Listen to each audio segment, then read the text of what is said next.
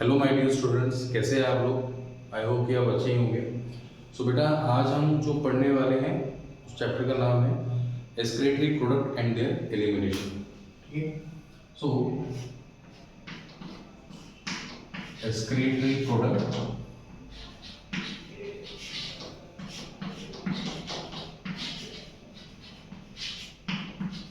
And there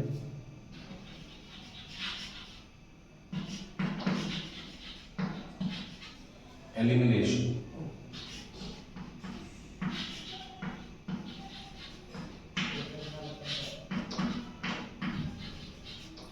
so basically हम इस chapter के अंदर जो स्टडी कर रहे हैं we are dealing with the excretory products. ठीक है। हम लोग जो हमारे बॉडी का नाइट्रोजनस वेस्ट मटेरियल होता है उसके बारे में हम लोग स्टडी करने वाले हैं। सो नाइट्रोजनस वेस्ट मटेरियल होता क्या है एक्चुअली, तो इसे हमें समझना जरूरी होता है। ठीक है। तो पहले तो हम समझ लेते कि डेफिनेशन क्या है एक्सक्रीशन का। ठीक है। फिर एक्सक्रीटरी प्रोडक्ट मतलब नाइट्रोजनस वेस्ट प्रोडक्ट कौन से हैं और इसे एलिमिनेट कैसे किया जाता है बॉडी से, इसे हम समझेंगे।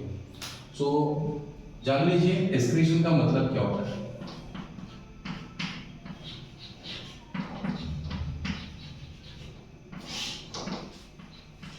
अगर एक्सक्रीशन को मैं आसान शब्दों में कहूँ तो इसका मतलब है elimination, removal of waste material. ठीक है। लेकिन इसको कैसे एक्सप्लेन किया जाए, तो इसको एक्सप्लेन ऐसे कर सकते हैं बेटा, it is the biological process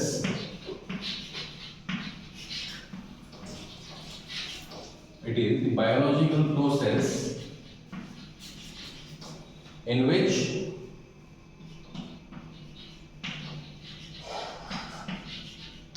harmful metabolic waste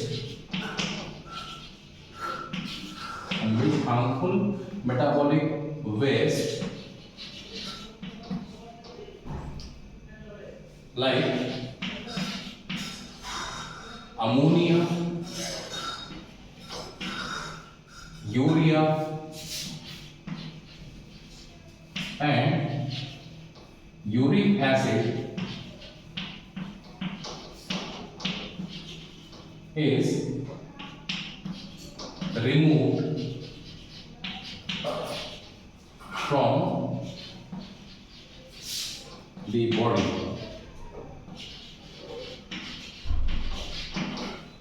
ठीक है, from the body, that is called excretion. तो इसे हम क्या कहेंगे, इसे हम कहेंगे एक्सक्रीशन बेटा। सो एक्सक्रीशन क्या है, it is the biological process in which harmful metabolic waste like ammonia, urea and uric acid is remove from the body. ठीक है। तो इसे हम कहेंगे एक्सक्रीशन। अब ये डेफिनेशन का मतलब क्या है, यहाँ पे हम बोल रहे हैं हार्मफुल मेटाबॉलिक वेस्ट। तो हार्मफुल मेटाबॉलिक वेस्ट जो कि ammonia, urea and uric acid है, ये कैसे प्रोड्यूस किया जाता है या हमारी बॉडी कैसे बनाती है, इसे इस चैप्टर में हम इसे समझने वाले हैं। ठीक है। तो एनिमल्स जो होते हैं बेटा, animals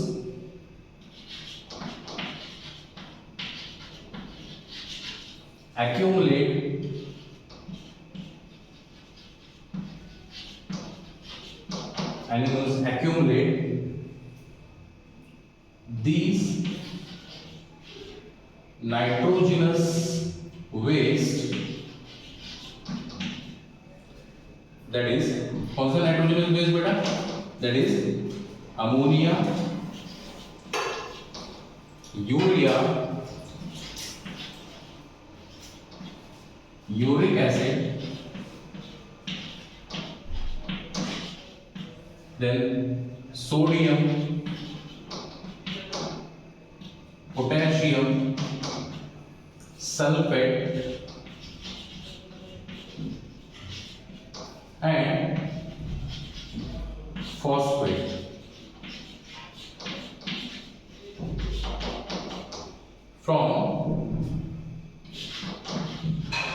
from excess of ingestion, from excess of ingestion of food। तो हम लोग जब एक्सेस ऑफ इंजेक्शन करते हैं मतलब ज़्यादा अमाउंट में जब हम फूड को एक्यूमुलेट करते हैं, फूड को कंज्यूम करते हैं बेटा, तो उसके द्वारा इस तरह के जो नाइट्रोजनस वेस्ट मटेरियल है इनका एक्यूमुलेशन किया जाता है हमारी बॉडी के अंदर, ठीक है। और इसी नाइट्रोजनस वेस्ट का एलिमिनेशन जो है हमारी बॉडी करने लगती है। और बट इसमें जो चीफ नाइट्रोजनस वेस्ट है वो है ammonia, urea and uric acid, ठीक है। तो ये मेजर नाइट्रोजनस वेस्ट मटेरियल है। अब देखा जाए ये नाइट्रोजनस वेस्ट मटेरियल जो होते हैं ये या तो कंप्लीटली रिमूव किए जा सकते हैं या फिर ये पार्शियली रिमूव किए जा सकते हैं। कंप्लीटली का मतलब होता है इनका टोटली रिमूव होगा या फिर ये थोड़े अमाउंट में, मतलब 50% अमाउंट में रिमूव होंगे, फिर बाद में 50% अमाउंट में रिमूव होने लगेंगे, ठीक है।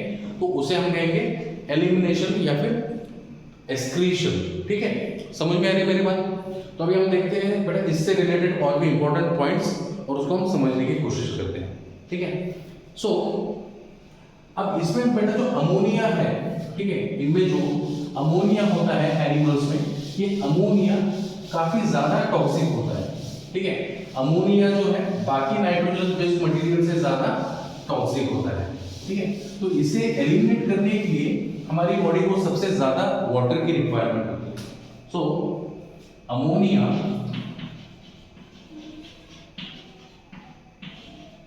is highly toxic. Ammonia is highly toxic form of nitrogenous waste. Ammonia is highly toxic form of nitrogenous waste, and it requires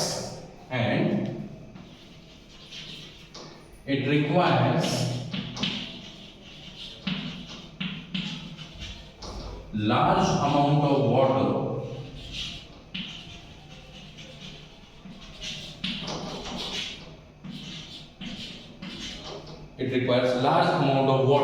for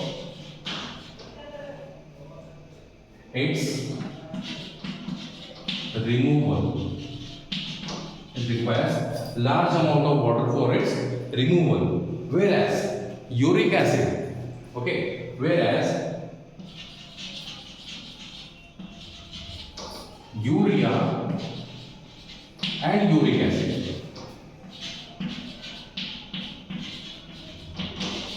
requires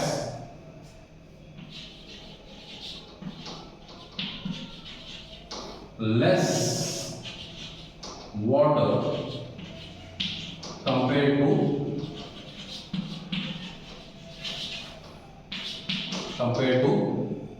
ammonia. तो अमोनिया के कंपैरिजन में यूरिया एंड यूरिक एसिड जो है बेटा, इसे eliminate करने के लिए हमारी बॉडी में कम से कम वाटर की रिक्वायरमेंट लगती है। तो देखा जाए तो मैं अगर हमारी बॉडी कह रहा हूँ तो ये हमारी अकेले की बॉडी नहीं है बेटा, ठीक है। तो देखा जाए तो ये अलग अलग तरह के नाइट्रोजनस वेस्ट मटेरियल जो है ये अलग अलग तरह के एनिमल्स में पाए जाते हैं। जैसे अगर मैं बात करूँ जो एनिमल्स अमोनिया को एक्सक्रीट कर रहे हैं उन एनिमल्स को हम कहेंगे अमोनोटेलिक एनिमल्स। जो एनिमल्स यूरिया को एक्सक्रीट कर रहे हैं उन एनिमल्स को हम कहेंगे यूरियोटेलिक एनिमल्स। जो एनिमल्स यूरिक एसिड को एक्सक्रीट करते हैं उन एनिमल्स को हम कहेंगे यूरिकोटेलिक एनिमल्स। तो हमारा क्या ह्यूमंस का क्या है? तो ह्यूमंस में भी बेटा ये जो नाइट्रोजनस वेस्ट मटेरियल है, भले वो यूरिया हो, अमोनिया हो, यूरिक एसिड हो, ये एक्सक्रीट किया जाता है बट उस पर्टिकुलर ओरिजिनल फॉर्म में एक्सक्रीट नहीं किया जाता। क्यों नहीं किया जाता? क्योंकि इसके बहुत सारे रीजंस हैं। देखा जाए तो हम वार्म ब्लडेड एनिमल्स हैं ह्यूमंस, और ह्यूमंस वार्म ब्लडेड है तो उसे इसका मतलब है खुद की बॉडी का टेम्परेचर वो रेगुलेट करते हैं। अब बॉडी टेम्परेचर रेगुलेशन के लिए यहाँ पे सबसे ज़्यादा इंपॉर्टेंट जरूरी चीज़ होती है, दैट इज द वाटर। हमें पानी की सबसे ज़्यादा रिक्वायरमेंट है, ठीक है। मतलब पानी हमारी बॉडी के लिए रिक्वायर्ड होता है ताकि हम होम्योस्टैसिस, जिसको हम बोलते हैं internal stability of body to maintain, ठीक है। तो ये स्टेबिलिटी मेंटेन करने के काम आता है। लेकिन अगर हम सिर्फ मान लीजिए यूरिया को एक्सक्रीट करने में पूरा पानी यूज कर रहे हैं तो क्या हमारी बॉडी का होम्योस्टैसिस मेंटेन हो पाएगा? नहीं हो पाएगा। उसी तरह से अगर हम बात करें सिर्फ यूरिया, जैसे अमोनिया है, यूरिया या यूरिक एसिड, इन तीनों को एक समान हम एक्सक्रीट नहीं कर पाते, तो हमें क्या करना पड़ेगा? इसका कन्वर्जन करना पड़ता है ताकि हम सिंपल फॉर्म में इसे एक्सक्रीट कर सकें। जैसे अमोनिया का कन्वर्जन यूरिया में होता है और फिर हम यूरिया को एक्सक्रीट करते हैं as a nitrogenous waste material, ठीक है। तो यहाँ पे हम जो बात कर रहे हैं अमोनिया, ये अमोनिया एक्सक्रीट कौन करता है, ठीक है। तो अमोनिया वो एनिमल्स एक्सक्रीट करते हैं जो वाटर में रहते हैं, ठीक है, या फिर हम बोल सकते हैं aquatic animals they excrete ammonia. Why? Because they are found in the water, ये पानी में रहते हैं और पानी का यूज करके जो हाईली टॉक्सिक अमोनिया है इसे ये इजीली बॉडी से डिफ्यूज कर सकते हैं, ठीक है। सो इसको हम देखते हैं जैसे on the basis, okay, on the basis of removal, on the basis of removal of nitrogenous waste material, okay, the animals can be categorized into 3 different categories, okay. So on the basis of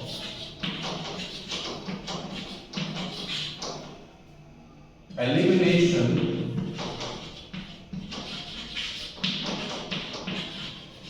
of nitrogenous waste, animals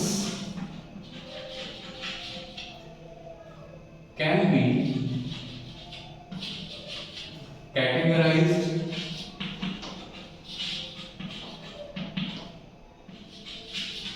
into 3 types, ठीक है। तो 3 types कैसे हैं? तो 3 type जो है बेटा यहाँ पे हम देख सकते हैं, that is 1 which is called ammonotelic, ठीक है। Second which is called ureotelic and third which is called uricotelic.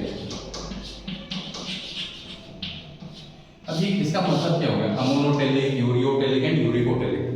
सो बेटा इसका मतलब ये होता है कि जैसे कुछ ऑर्गेनिज्म, जैसे मैंने आपको पहले भी बताया, कुछ ऑर्गेनिज्म सिर्फ अमोनिया एक्सक्रीट कर पाते हैं। क्यों? क्योंकि वो वाटर से घिरे हुए होते हैं, उसके सराउंडिंग में काफी अमाउंट में वाटर है, तो ये वाटर में से, वाटर की वजह से हाईली टॉक्सिक अमोनिया को एक्सक्रीट कर सकते हैं। तो वैसे ऑर्गेनिजम्स को, वैसे एनिमल्स को हम कहेंगे अमोनोटेलिक, ठीक है। इसका मतलब क्या है, इनका जो चीफ नाइट्रोजनस बेस्ड मटेरियल है वो क्या है, अमोनिया है, ठीक है। देन नेक्स्ट दूसरा जो है बेटा, यहाँ पे हम देख सकते हैं यूरियोटेलिक। यूरियोटेलिक का मतलब क्या होता है, the animals which can excrete urea as their chief nitrogenous waste material are called ureotelic. तो यहाँ पे ये क्या करेंगे, यूरिया जो है इसे एक्सक्रीट करेंगे। एंड फाइनली जो है uricotelic, the animal which can excrete their chief nitrogenous waste material as uric acid are called ureotelic. मतलब ऐसे एनिमल्स जो यूरिक एसिड का एक्सक्रीशन कर रहे हैं, ऐसे एनिमल्स को हम कहेंगे यूरिकोटेलिक, ठीक है, यूरिक एसिड। अब देखा जाए तो ये जो एनिमल्स हैं, भले वो अमोनोटेलिक एनिमल हो, यूरियोटेलिक एनिमल हो या यूरिकोटेलिक एनिमल हो, इन एनिमल्स को हम क्या कहेंगे या फिर इनकी प्रोसेस को हम क्या कहेंगे, जो एक्सक्रीशन करने की प्रोसेस है, तो उसे भी हम एक्सक्रीशन ही कहेंगे। यस, एक्सक्रीशन ही कहेंगे, लेकिन इसको कहने का तरीका कुछ और है। तो एक तरीका क्या है, तो जब एनिमल्स अमोनिया एक्सक्रीट करते हैं, ठीक है, जिस प्रोसेस के माध्यम से, उस प्रोसेस को हम कहेंगे अमोनोटेलिज्म। क्या कहेंगे, अमोनोटेलिज्म, ठीक है। उसी तरह से जो एनिमल्स यूरिया को एक्सक्रीट कर रहे हैं, जिस प्रोसेस के माध्यम से, उस प्रोसेस को हम कहेंगे ureotelism. And same for uric acid, तो उसे क्या क्या कहेंगे, uricotelism.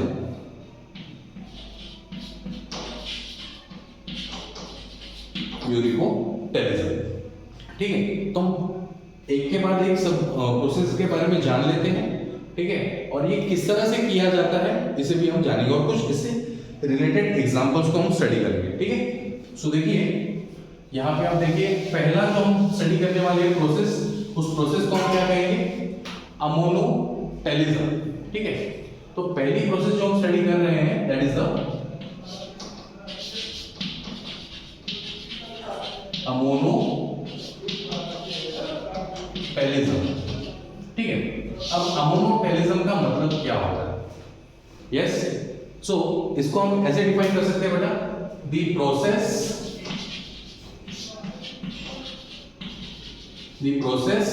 Of excretion, the process of excretion of ammonia is called ammonotelism.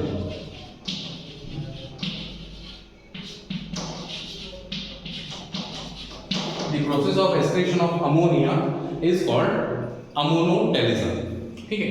अब ये कौन से एग्जांपल्स क्या होंगे इससे रिलेटेड, मतलब हमें जानना है कि किस तरह के एनिमल्स जो है अमोनोटेलिज्म कर सकते हैं। सो इसके एग्जांपल जो होंगे बेटा, that is mostly bony fishes. Bony fishes, mostly bony fishes क्यों कहा है? क्योंकि बेटा ऐसे काफी सारे एक्वेटिक एनिमल्स हैं जो यूरिया को भी as a chief nitrogenous based material को बोल के एक्सक्रीट करते हैं, ठीक है। तो वहां पे हम बोलेंगे मोस्टली बोनी फिशेस। जो बोनी फिशेस है इनमें कुछ मैकेनिज्म होता है जिसके थ्रू ये क्या कर सकते हैं, अमोनिया को एक्सक्रीट करते हैं, ठीक है। अब ये अमोनिया को कैसे एक्सक्रीट करेंगे? या तो उनके बॉडी सरफेस से कर सकते हैं और थ्रू गिल सरफेस, ठीक है। तो ये गिल सरफेस या फिर बॉडी सरफेस के थ्रू अमोनिया को एक्सक्रीट करेंगे। सो इसीलिए हम क्या कहेंगे एग्जांपल यहाँ पे मोस्टली बोनी फिशेस। इसके अलावा और क्या एग्जांपल ले सकते हैं, जैसे कि एक्वाटिक एम्फीबियंस, ठीक है। Aquatic amphibians. अब यहाँ पे एक्वाटिक एम्फीबियंस क्यों कहा है? देखिए एक्वाटिक का मतलब होता है जो एनिमल पानी में रहते हैं, लेकिन एम्फीबियन का मतलब क्या होता है? जो एनिमल पानी और पानी के अंदर भी और पानी के बाहर भी रह सकते हैं। तो देखने वाली बात ये है बेटा, इन एनिमल्स को जो पानी के अंदर रहते हैं, ठीक है, उन्हें हम एक्वाटिक एम्फीबियन क्यों कहते हैं? क्योंकि इसकी प्रॉपर्टी है बेटा, ये एम्फीबियन कैरेक्टर शेयर करता है। अगर हम इसे पानी से बाहर निकालेंगे तो भी ऐसे कुछ होगा नहीं, लेकिन मोस्ट प्रोबेबली ये पानी के अंदर रहना पसंद करते हैं, ठीक है। यहाँ पे एग्जांपल दिया जाएगा सैलामेंडर का,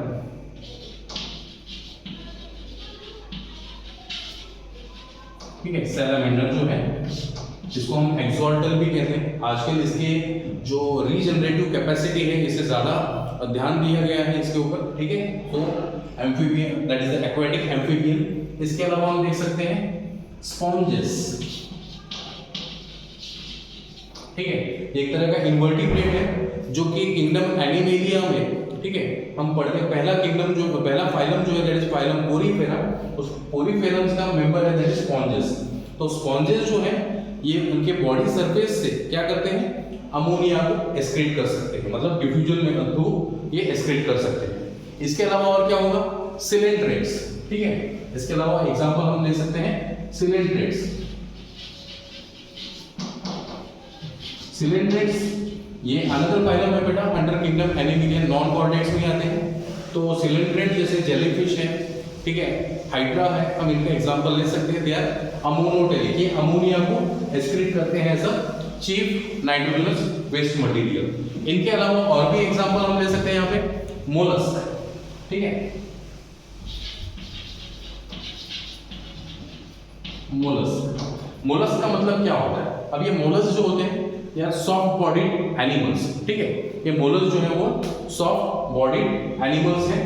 हालांकि इसके एग्जांपल जैसे आप लोग स्नेल देख सकते हैं, सेपिया है, ठीक है, ऑक्टोपस है, जैसे डेविल फिश वगैरह जो है, ये सारे एग्जांपल्स हम इसके अंदर कंसीडर कर सकते हैं। एंड फ्रेश वाटर फिशेस, ऐसी मछलियां जो मीठे पानी में पाई जाती है, ऐसी मछलियों में भी हम देख सकते हैं कि ये nitrogenous based material as a ammonia excrete कर रही है, ठीक है। सो ये प्रोसेस जो है ये रिलेटेड है अमोनोटेलिज्म से, ठीक है। अब आप समझ सकते हैं कि अमोनोटेलिज्म क्या है। The process of excretion of ammonia is called ammonotelism. और ये कौन दिखाता है बेटा? Mostly bony fishes. Second aquatic amphibians, इसका एग्जांपल हम सैलामेंडर को कंसीडर कर रहे हैं। देन नेक्स्ट स्पॉन्जेस, इसके अलावा हम देखते हैं सिलेंड्रेट्स में देख सकते हैं, then mollusc and fresh water fishes के अंदर हम इसे देख सकते हैं। ठीक है, अभी जो अमोनिया है ये बॉडी में फॉर्म कैसे होता है? तो अमोनिया फॉर्म हमारे मेटाबॉलिक एक्टिविटीज की वजह से होता है। तो देखिए कैसे होता है ये।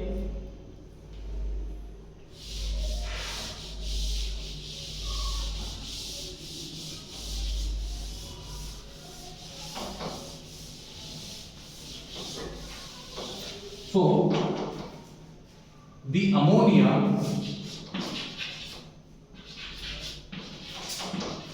is formed by deamination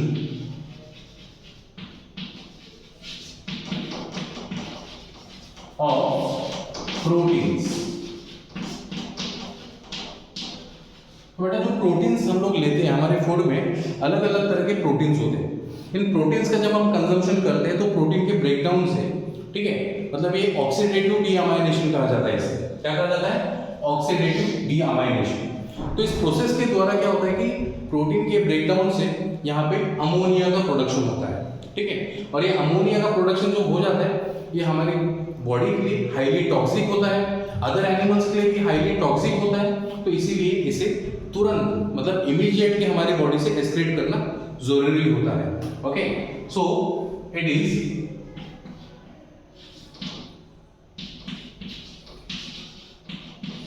highly toxic, it is highly toxic, hence need to excrete immediately।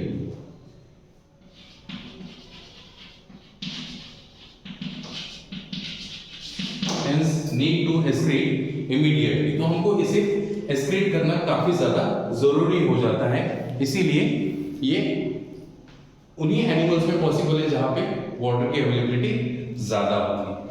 ठीक है, आई होप कि आपको ये समझ में आ रहा होगा जैसे अमोनोटेलिज्म क्या होता है और ये कौन से ऑर्गेनिज्म जो है ये अमोनोटेलिज्म कर सकते हैं। ठीक है, तो देखिए आगे हम बढ़ते हैं। तो यहाँ पे देखा जाए सेकेंड प्रोसेस जो है इससे रिलेटेड, एक्सक्रीशन से रिलेटेड, उसे हम कहते हैं यूरिकोटेलिज्म। ठीक है, जो अनदर प्रोसेस है उसे हम कहेंगे यूरियोटेलिज्म। तो देखिए यूरियोटेलिज्म होता क्या है? अब यूरियोटेलिज्म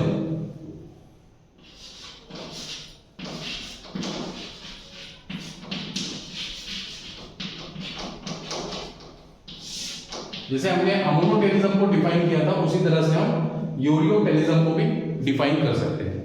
तो the process of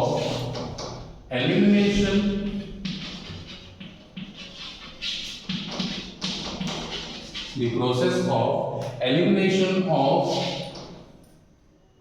urea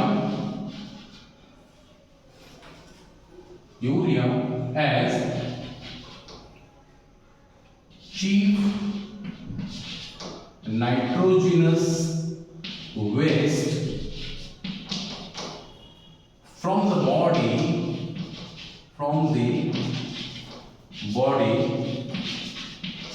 is called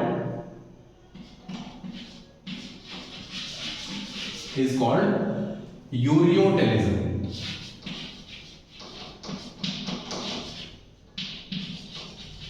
is called ureotelism. हम देख सकते हैं कि यूरियोटेलिज्म क्या होता है। So it is the process of elimination of urea as a chief nitrogenous waste material from the body is called ureotelism. अब ये यूरियोटेलिज्म क्यों कहते हैं हम इसे? Yes, what is the reason that we are calling it as a ureotelism? Urea ही क्यों? जब अमोनिया के फॉर्म में एक्सक्रीट किया जा सकता है तो यूरिया क्यों? क्योंकि बेटा जैसे मैंने आपको कहा था अमोनिया वही एनिमल एक्सक्रीट कर सकते हैं जिनके सराउंडिंग में वाटर प्रेजेंट है या फिर जिसके लिए वाटर अवेलेबिलिटी ज्यादा है। ठीक है, लेकिन ऐसे भी कुछ ऑर्गेनिजम्स होते हैं जो कि वाटर को कंजर्व करते हैं। ठीक है, so to conserve water, to conserve water, animals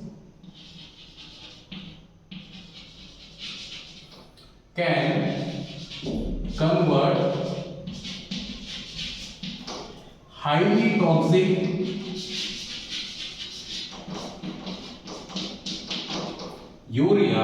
highly toxic ammonia into less toxic urea. Okay, so animals क्या कर सकते हैं बेटा? To conserve the water, animals can convert highly toxic ammonia into less toxic urea.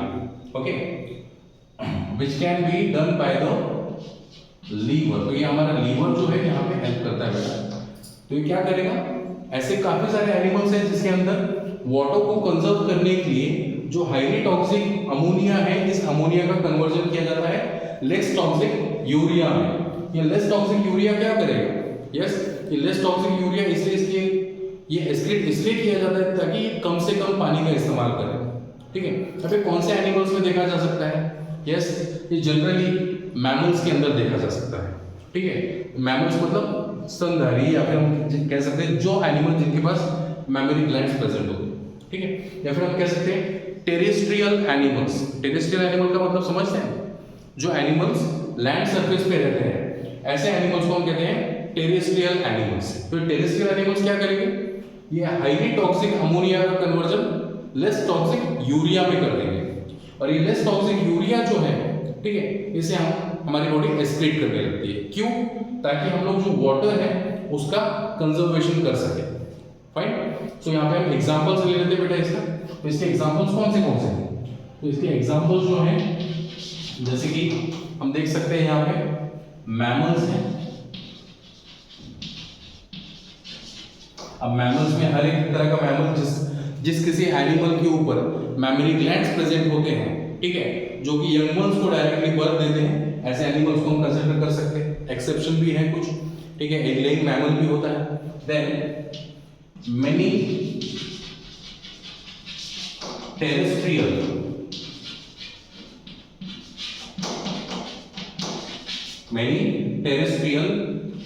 Animals. Many terrestrial animals का मतलब वो animal जो कि लैंड सरफेस के ऊपर रहते हैं. ठीक है. या फिर जो रहना पसंद करते हैं. इसके अलावा टेरेस्ट्रियल एम्फीबियंस,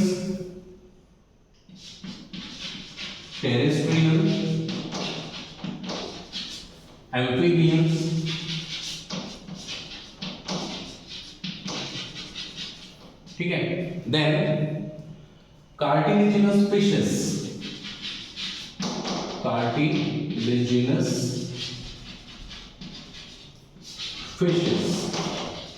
अभी कार्टिलेजिनस फिशेस या फिर आप कह सकते हैं मराइन फिशेस. ठीक है. ऐसी मछलियां जो कि खारे पानी में पाई जाती है. ऐसी मछलियों में भी ये मैकेनिज्म होता है बेटा. क्यों ऐसा क्यों होता है? क्योंकि ये खारे पानी में पाई जाती है. क्योंकि जहां पे बाहर में उनके फिशेस के सराउंडिंग में सॉल्ट का कॉन्सेंट्रेशन ऑलरेडी ज्यादा है. ठीक है.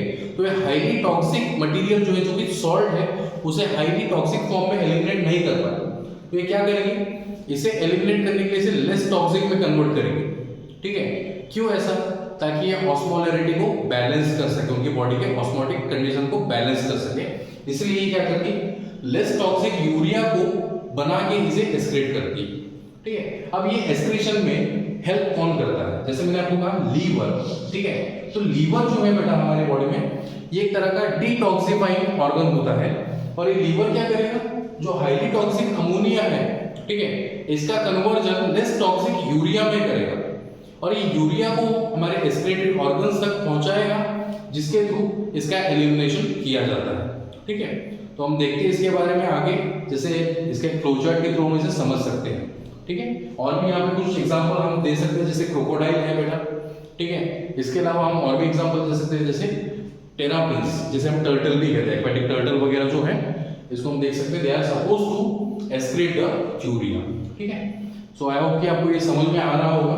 हम समझते हैं कि यूरिया जो है कैसे फॉर्म हो रहा है. ठीक है. देखिएगा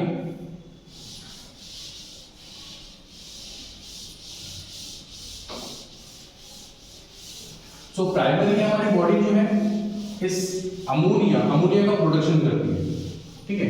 और ये अमोनिया जो है हमारी बॉडी में इसका एक्सक्रीशन किया जाएगा किस तरह से। सो जो लीवर है, ठीक है, सो लीवर में कुछ खास तरह के सेल्स होते हैं बेटा, जिसे हम कहते हैं हेपेटोसाइट्स।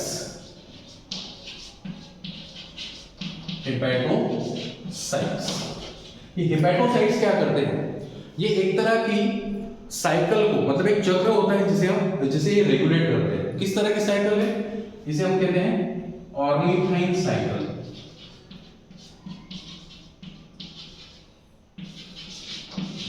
या फिर इसे एक और नाम दिया गया, that is the urea cycle, जिसके थ्रू ये क्या करेंगे, it will be responsible for production of urea. तो ये यूरिया को प्रोड्यूस करेगी बेटा। तो ये यूरिया जो है, ठीक है, ये लीवर में प्रोड्यूस किया जाएगा किससे, फ्रॉम द अमोनिया। तो अमोनिया से यूरिया में इसका कन्वर्जन किया जाएगा थ्रू द यूरिया साइकिल, ठीक है। अब ये यूरिया जो फॉर्म हो गया है, ये कहां पे ट्रांसफर किया जाएगा, it will be transported into the hepatic when. ये हेपेटिक वेन में ट्रांसपोर्ट किया जाता है। अब ये हेपेटिक वेन का काम क्या होता है, यस, हेपेटिक वेन जो है बेटा, ये मेटाबॉलिक वेस्ट जो भी यूरिया है इसे कैरी करती है towards what, towards the inferior vena कावा। इंफीरियर वेना कावा क्या है, एक तरह की वाल्व होती है जिसके थ्रू जो ब्लड है, ठीक है, ये हार्ट में रिलीज किया जाता है। दो तरह की होती है, इंफीरियर वेना कावा and superior vena cava. Inferior, ठीक है, एंड सुपेरियर वेना कावा। अब ये वेना कावा क्या करेगी, it will take the blood, okay. अब ये बेसिकली जो लीवर से यूरिया प्रोड्यूस किया गया है बेटा, ये यूरिया ब्लड के थ्रू ट्रांसपोर्ट किया जा रहा है। याद रखिए, हेपेटिक वेन जो है ये ब्लड के थ्रू कहां पे ट्रांसफर करेगी, इंफीरियर वेना कावा में ट्रांसफर करेगी। इंफीरियर वेना कावा से ये ब्लड जो होगा बेटा, it will be taken into the right auricle, ठीक है, राइट ऑरिकल या फिर राइट एट्रिया कह सकते हैं। From right auricle it will taken to the right ventricle, ठीक है। अब राइट वेंट्रिकल मतलब ये हार्ट के अंदर पंप किया जाता है ब्लड। अब ये ब्लड जो है राइट वेंट्रिकल से कहां पे पास किया जाएगा बेटा, it will pass into the lungs. Lungs में एक्सचेंज ऑफ गैसेस वगैरह होता है, और लंग्स से इस ब्लड को वापस से ड्रेन किया जाएगा बेटा into the heart, that is from the left auricle, from left auricle to left ventricle, ठीक है। और लेफ्ट वेंट्रिकल से ये ब्लड जो होगा, it will B pump into the aorta. ये कहां पे पंप किया जाएगा, इनटू द एओर्टा। तो आप लोगों ने जैसे बॉडी फ्लूइड इस चैप्टर में हार्ट स्ट्रक्चर के बारे में जाना ही होगा, ठीक है। अगर नहीं भी जानते तो हार्ट में ऐसी कुछ वॉल होती है जिसके थ्रू ब्लड का ट्रांसपोर्टेशन किया जाता है। तो एओर्टा से इस ब्लड को पास किया जाएगा बेटा into the, yes, renal artery, ठीक है। अब ये रीनल आर्टरी होती क्या है, तो रीनल आर्टरी एक आर्टरी है बेटा जो कि ब्लड को कैरी करती है इनटू द किडनी, ठीक है। तो रीनल आर्टरी में इस ब्लड को कैरी किया जाएगा, और रीनल आर्टरी से ये ब्लड जाएगा कहां पे बेटा, इनटू द किडनीज। किडनीज क्या है, kidneys are the excretory organ. ये एक्सक्रीटरी ऑर्गन होती है जो कि हम यूरियोटेलिक एनिमल्स के अंदर कॉमनली देख सकते हैं, ठीक है। सो यहां पे क्या होता है कि जो 50% ऑफ नाइट्रोजनस वेस्ट मटेरियल जो कि यूरिया है वो किडनीज में एक्यूमुलेट किया जाता है, मतलब वहां से वो ड्रेन किया जाता है and been passed into the urinary bladder, जो कि यूरिन के थ्रू हम लोग एक्सक्रीट करते हैं। और जो 50% होता है, it will be carried back, okay, it will be carried back from the kidneys to the again inferior vena cava. तो इंफीरियर वेना कावा में फिर से इसे ट्रांसपोर्ट कर दिया जाता है, ठीक है। तो इस मैकेनिज्म से हम देख सकते हैं कि ये जो यूरिया है हमारी बॉडी से एलिमिनेट किया जाता है। जैसे मैंने आपको कहा मैमल्स में हम भी आते हैं, ह्यूमंस भी आते हैं, है ना। तो ह्यूमंस में भी यही मैकेनिज्म होता है जिसकी मदद से हम लोग यूरिया को एक्सक्रीट कर सकते हैं, समझ में आ रही मेरी बात? अब यूरिया को एक्सक्रीट क्यों करते हैं? ताकि हमारी बॉडी का होम्योस्टैसिस हम मेंटेन कर सकें। ठीक है, ओके। तो ये एक प्रोसेस हुआ। इसके अलावा एक और प्रोसेस है जिसको हम कहते हैं यूरिकोटेलिज्म। ठीक है, अब ये यूरिकोटेलिज्म होता क्या है तो इसे हम समझ लेते हैं और इससे रिलेटेड एग्जांपल्स क्या होते हैं उसे हम समझ लेते हैं। ठीक है,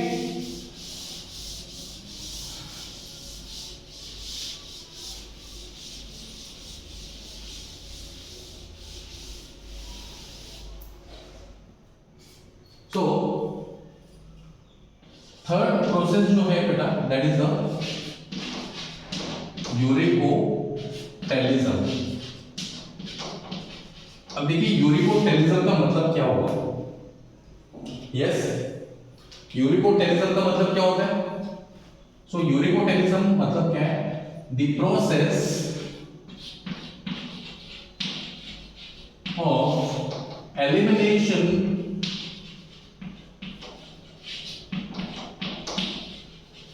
of uric acid, the process of elimination of uric acid as chief nitrogenous waste.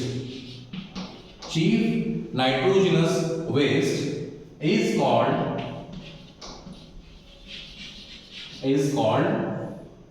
Uricotelism. ठीक है, is called uricotelism and the animals are called uricotelic. ठीक है, and the animals are called uricotelic. तो मतलब देखिए ये प्रोसेस है बेटा। मैंने स्टार्टिंग में क्या कहा था? 3 तरह के एनिमल्स हैं, अमोनोटेलिक, यूरियोटेलिक एंड यूरिकोटेलिक। तो जो प्रोसेस है अमोनोटेलिज्म, यूरियोटेलिज्म एंड यूरिकोटेलिज्म। ठीक है, तो यहाँ पे हम देख सकते हैं इस प्रोसेस को क्या कहते हैं। The process of elimination of uric acid as chief nitrogenous waste is called uricotelism. ठीक है, अब देखिए यहाँ पे एग्जांपल्स क्या होंगे इसके। अब ये यूरिकोटेलिज्म, अब यूरिक एसिड के फॉर्म में यहाँ पे हम एक्सक्रीट कर रहे हैं। ओके, यूरिक एसिड के फॉर्म में हम एक्सक्रीट कर रहे हैं। अब यूरिक एसिड जो होता है बेटा, इसे और भी कम वाटर की रिक्वायरमेंट होती है compare to the urea and the ammonia. ठीक है, और ये इस तरह से लेस टॉक्सिक बन जाता है। फाइन, तो इसे एक्सक्रीट करने वाले एनिमल्स कौन से होंगे? वो एनिमल जिनमें कम से कम वाटर की रिक्वायरमेंट होती है। तो यहाँ पे हम एग्जांपल ले सकते हैं जैसे कि इंसेक्ट्स। इंसेक्ट्स जो है यहाँ पे एग्जांपल के तौर पे लिया जा सकता है। देन रेप्टाइल्स, सारे रेप्टाइल्स नहीं बेटा, जैसे क्रोकोडाइल मैंने आपको कहा यूरियोटेलिक में हमने कंसीडर किया है। जो छोटे रेप्टाइल्स होते हैं जैसे छिपकली वगैरह है, लिजार्ड है, ठीक है, या लिजार्ड है, ये सारे एग्जांपल हम यहाँ पे कंसीडर कर सकते हैं। Then next birds. ठीक है, बर्ड्स जो एक्सक्रीट करते हैं बेटा, उसको भी हम उसमें भी यूरिक एसिड कंपोजिशन ज्यादा होता है। Then land snail,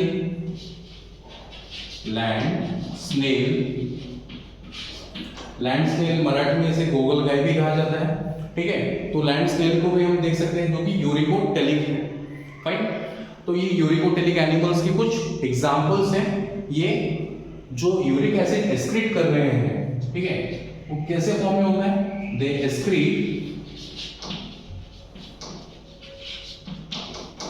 uric acid in the form of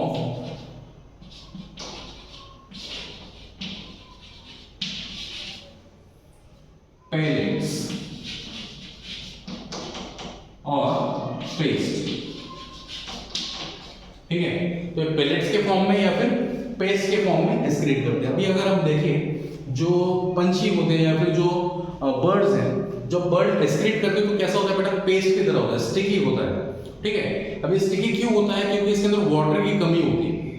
वही अगर हम बात करें छिपकली, ठीक है, या इंसेक्ट्स, तो इंसेक्ट्स का जो वेस्ट होता है वो कैसा होता है? सॉलिड होता है, हल्का हल्का छोटे छोटे गोलियों की तरह होता है। ऐसा क्यों होता है? क्योंकि कम से कम वाटर का यूज करते हैं इसे एलिमिनेट करने के लिए। ठीक है, तो वो यूरिक एसिड होता है। कभी हम व्हाइट कलर के स्पॉटिंग देख लेते हैं, ये क्यों होता है? It is because of the uric acid.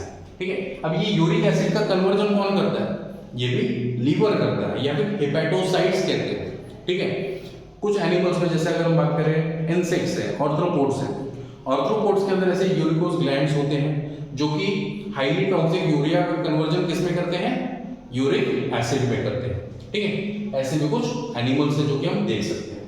तो बेटा ये 3 तरह की प्रोसेसेस हैं जो कि हम लोग इंपॉर्टेंटली स्टडी करते हैं और इसके ऊपर क्वेश्चन भी पूछे जा सकते हैं। जैसे कि 3 प्रोसेस कौन सी हैं, ammonotelism, ureotelism and uricotelism. I hope कि आपको ये कंसेप्ट समझ में आए होंगे। ठीक है, थैंक यू।